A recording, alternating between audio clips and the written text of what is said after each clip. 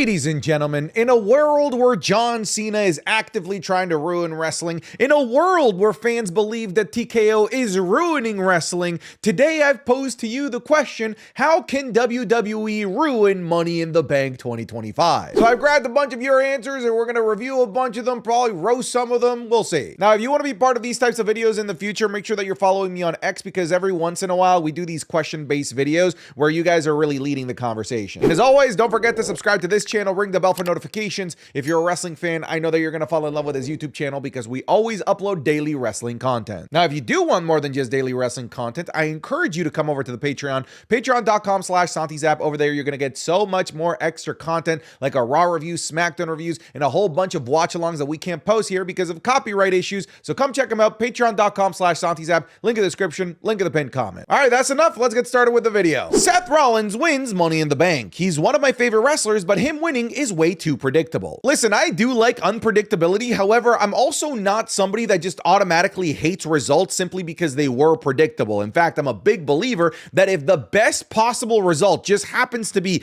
the most predictable result, you should go forward with that predictable result, because I also believe that it's okay to just let 2 + 2 = 4 from time to time and not to overcomplicate something that doesn't need to be overcomplicated. However, with the Money in the Bank briefcase, I gotta admit I'm a little bit of a hypocrite because I really love unpredictability. I love when WWE goes with wacky winners that you wouldn't expect, people that are perennially in the mid-card that haven't touched the main event scene, because they create a lot of winding paths and a lot of what-if scenarios. Here's the thing with Seth Rollins, I do think that he's a bit of a predictable winner. However, I also think that Seth Rollins in 2025 with the briefcase also creates a bunch of these crazy what-if scenarios. He's a predictable winner because he is, at the end of the day, first ballot Hall of Famer Seth frickin' Rollins, and his character, let's face it, kind of makes sense for him to be running around with the briefcase because he is somebody that wants to impact the future of the WWE, and there's no better way to impact the future than to have the plot device of the Money in the Bank briefcase that allows you to decide when you want to impact the future whenever you want. So in that sense, it's a predictable choice. It's also a very safe choice because it just puts a known commodity like a Seth Rollins right back into the main event scene, something in someone that the WWE knows that they can rely upon at any moment and isn't a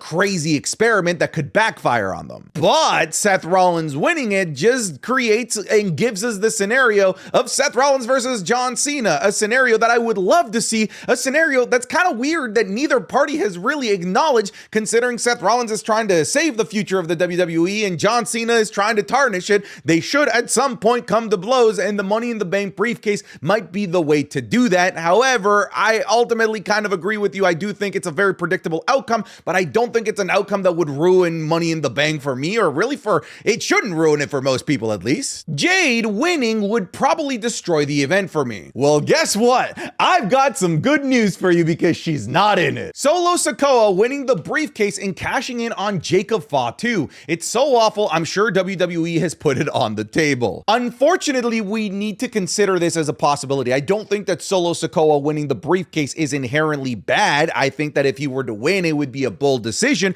But if he were to win, I would hope that he has his sights set out on John Cena, or specifically Jey Uso, his brother, where they could create an interesting narrative. However, unfortunately, he has all eyes right now on Jacob Fatu. This storyline between Jacob Fatu and Solo Sakoa is absolutely going to come to a head at some point, and I would hate for the WWE to use the Money in the Bank briefcase as the linking matchmaker between Solo versus Jacob Fatu to actually happen at something like SummerSlam. Unfortunately, the precedent is there because of WWE's terrible treatment of Austin Theory's cash-in by having him cash in unsuccessfully on United States champion Seth Rollins a few years ago. So is it terrible? Absolutely. Has it been put on the table? I'm sure it's somewhere there on the table. I just hope they don't grab it. If the briefcase is cashed in again on the same day. I hate same-day cash-ins. I really do. Mostly because I love the Money in the Bank briefcase as a narrative device. I feel like it could give us some really fun storylines,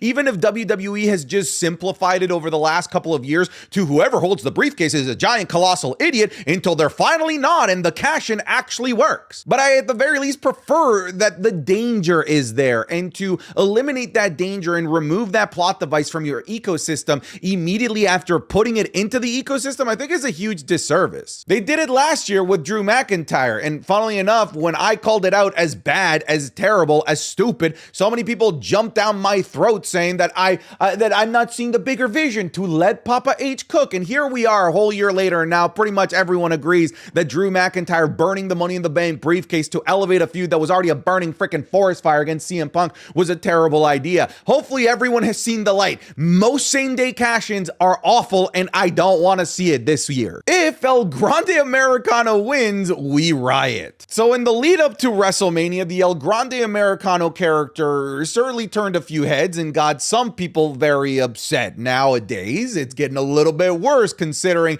he has been taking opportunities from other characters and other wrestlers that people would have preferred to see, most notably Karrion Kross. So just by the fact that El Grande Americano was already a polarizing character with many wrestling fans, now you tack on the fact that if him and Chad Gable are the same person, he technically got 2 opportunities in 2 places in qualifier matches, while some people couldn't even sniff more than 30 seconds on Monday Night Raw. I can see why people are having a bit of a rocky relationship with El Grande Americano and Chad Gable these days. That's not me. If El Grande Americano were to win the Money in the Bank briefcase, it would shock the hell out of me. I wouldn't know where they're going with this. I wouldn't understand where the end goal would be, but I would be intrigued at the very least. I certainly wouldn't let this ruin the Money in the Bank ladder match for me. Now, let's not forget that for the last several years, many of us have been demanding the push of Chad Gable, and now that we might get it with a Money in the Bank win, now all of a sudden people are just not okay with it. It's interesting how wrestling fans can just sort of all of a sudden change their tune at the drop of a bucket. But I won't lie, I still don't know where the El Grande Americana storyline is going. I don't know where it's going to end. Is it an unmasking when he wins the briefcase and reveals that it's Chad Gable? Maybe he reveals that it was Cameron Grimes the whole time. I don't know. But I know that if El Grande Americano wins the briefcase, there is going to be a lot of negative backlash, at the very least from the online fan space. Let it be known, I won't be bringing any of that negativity. I'd be kind of down. I'd like to see what this is all about if they do put this on El Grande Americano. It's almost so ridiculous that I just kind of have to see how much of a burning pile of garbage this could turn into, or maybe it turns into a beautiful polished gem. Here's Sean. Boom. Oh my God. Oh, you got me good, brother. Okay, that's crazy. That's crazy. Oh! Oh, you know it.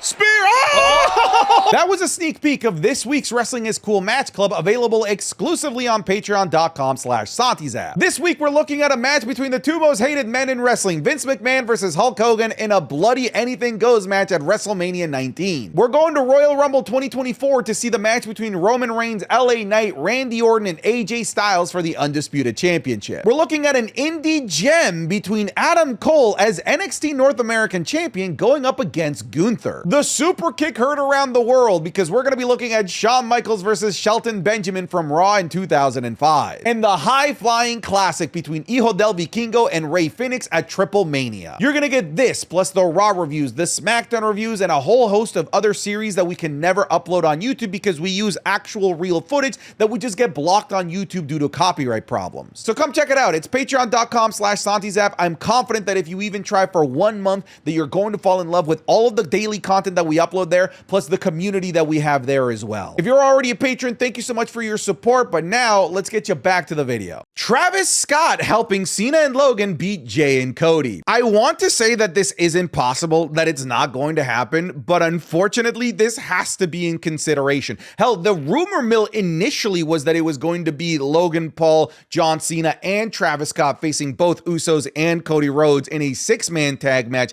Now it's down to 4. I still think that Travis Scott might still be lingering somewhere around and might get himself involved in this match too. Honestly, if it's anything even remotely close to his involvement at WrestleMania 41, this might legitimately be the one to ruin Money in the Bank. Haven't seen many people say it, but I feel like Rhea winning would honestly ruin the women's Money in the Bank match. I'm not saying that she doesn't deserve to win it, but with other clear options like Roxanne, Stephanie Vacher, and Julia, picking Rhea would be playing things the safe way. I'm shocked that you haven't seen this because this is probably like the most popular popular opinion that I've seen online. Like, most people do not want to see Rhea Ripley win, but they also echo what you're saying. It's not because they don't like Rhea Ripley. It's mostly because, and this is the camp that I fall in, it would just be kind of redundant. It would be like putting icicles in an ice bucket. It's already cold, full of ice. Why are we giving somebody that has perennially been inserted into the main event scene, somebody that gets world title opportunities left, right, and center, why are we giving them a plot device that gives them another world title opportunity? They don't need that. They could just ask for one and it would make sense. So giving her a plot device that gives her the main event position is dumb, considering she's already the main event and is in the main event position. But I'm going to continue to echo this. I can't help but just expect the corporate greed to take over. And I just know that the branding of Mommy in the Bank is probably so lucrative for TKO, for WWE, that they know that they can sell an insane amount of t-shirts, an insane amount of briefcases with the branding of Mommy in the Bank, that's probably the reason why she should be considered one of the favorites to win this. And if you think that's crazy, honestly, I don't know what product you've been watching, because TKO is clearly chasing every single cent that they could possibly get their hands on. And if Mommy in the Bank branding could get them even just $1 more, they'll probably put the briefcase on Rhea Ripley. This certainly wouldn't ruin Money in the Bank for me, but I would certainly could see right through it. I would know immediately why they gave it to Rhea Ripley, and it wouldn't be for many good reasons aside of just corporate greed. And this doesn't help or elevate Rhea Ripley in any way, shape, or form, because she's already in the position that you would be in if you were to cash in the Money in the Bank briefcase. You'd be put in the main event. Rhea's already the main event. If TKO announced a sponsorship on the actual Money in the Bank briefcase like Slim Jim and the tables, and now we have the quote JP Morgan Chase Mr. Money in the Bank with a big Chase logo on the side of it. For those outside of the United States, Chase is a bank in the United States. But I don't know how to break this to you. They already did this. They did this last year. They had a sponsorship with The Boys, I believe, and they put like VOT, which is like the fake company in the world of The Boys that owns everything. They put VOT right on the briefcase. So when like Drew McIntyre was holding it, he was holding the VOT Money in the Bank briefcase. So I'm fully expecting there to be branding on the Money in the Bank briefcase. I believe Cash App is the sponsor of Money in the Bank.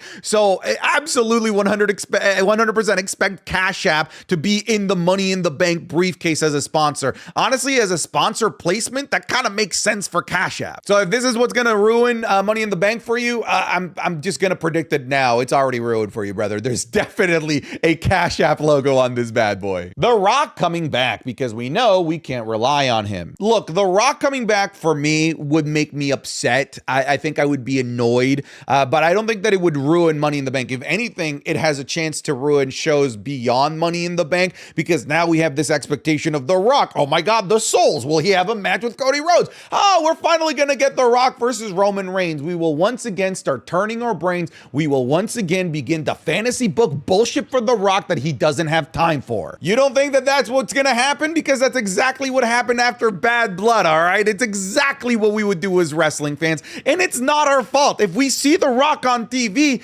it's only fair to expect him to be in TV moving forward, but that's just not realistic for The Rock. So unless The Rock actually has plans to be in a program where he's going to be a regular character where he could potentially have a match, I'm not interested in seeing The Rock again at all, unless he's going to do something of substance. Face turn by Logan Paul, turning on Cena. They would never do this, because I feel like WWE has already come to their senses with Logan Paul, and they know that this guy is a forever bad guy. They cannot turn him babyface. For some weird reason, they try to make him a babyface when he joined the WWE. He had a match with The Miz as a babyface. Babyface Logan Paul is something that nobody wants to see. But to turn him babyface against Cena, let's pretend that does happen, I feel would just be completely counterintuitive to what WWE is trying to do, which is to get Cena booed. If Cena is the heel in that program, then absolutely Cena is going to get all of the cheers across the planet, even if Logan Paul is the babyface. I feel that the night would be ruined for me if Logan pins either Jay or Cody. I'm fine with Cena pinning them, but Logan should be there to take the pin from one of the good guys or just have cool spots in the match. I feel like that's reasonable. I wouldn't want Cody Rhodes right now, who just came back and is, I would say, the top contender for the WWE Undisputed Championship, to take a pin. I certainly don't want the World Heavyweight Champion taking a pin going into his match against Gunther a couple of days after Money in the Bank. It just wouldn't make sense for them to get pinned, especially be pinned by the one guy going into this that doesn't really have like as big of a program as the other guys that are in here moving forward and isn't a champion in Logan Paul. I firmly believe and am predicting that this match will end with Cody Rhodes and Jey Uso winning, and the one taking the pin here is Logan Paul. So I think you can breathe easy. If El Grande Americano doesn't win, he deserves the push. So I'm just including the other side of this because it really is split down the middle when it comes to Chad Gable and El Grande Americano. There's definitely a lot of conflicting thoughts of people that want Chad Gable to get the push, but they hate that he might be getting the push under the El Grande Americano banner. But yeah, there's people that like this. You know, some men's trash is another men's treasure. Whoever wins the briefcase cashing in on Cena would be awful. Let it cook for the rest of the year. That's interesting that you say this, considering so many people are already tired of John Cena's championship reign and want to see it over, and an easy way to do that would be the Money in the Bank briefcase.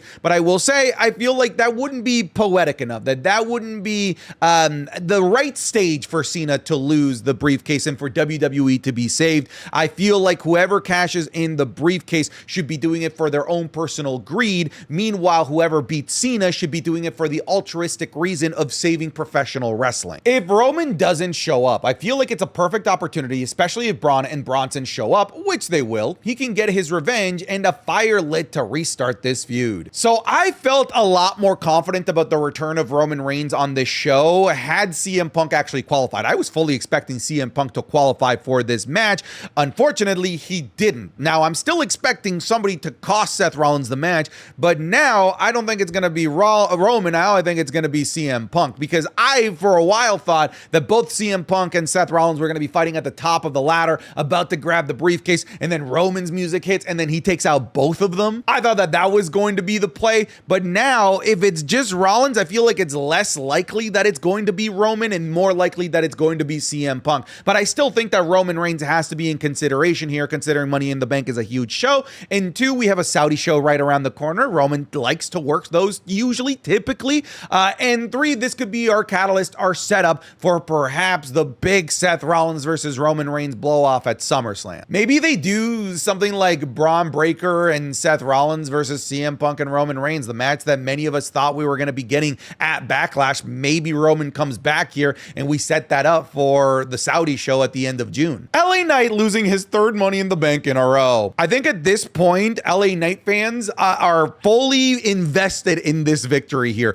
They invested a lot 2 years ago, last year, and I feel like they know that this is their last opportunity for LA Knight to finally win the Money in the Bank briefcase. I think that LA Knight is honestly the best available choice. He's the guy that I picked in my predictions video and the guy that I think is going to win. If he doesn't win, I feel like that's it. I don't think that LA Knight Money in the Bank is ever happening. I feel like this is the last opportunity for fans to really get behind the idea of LA Knight running around with the briefcase. This is it. It's now or never. So if you truly are a giant LA Knight fan and you are relying on that Money in the Bank briefcase victory, if he doesn't win, I could see why you'd be pretty bummed out. If Naomi loses, she's been doing incredible work with this new heel character and it should be rewarded. Plus, I feel like her with the briefcase has the most compelling story. I actually agree with you entirely. It's the reason why I predicted that Naomi would win this. I feel like if Naomi were to win the briefcase, this would catapult her to a character where she could potentially become the best heel in women's wrestling right now. And she's on her way. She has a very compelling character, but now she just needs the WWE itself to get behind this character. And the best way to do that right now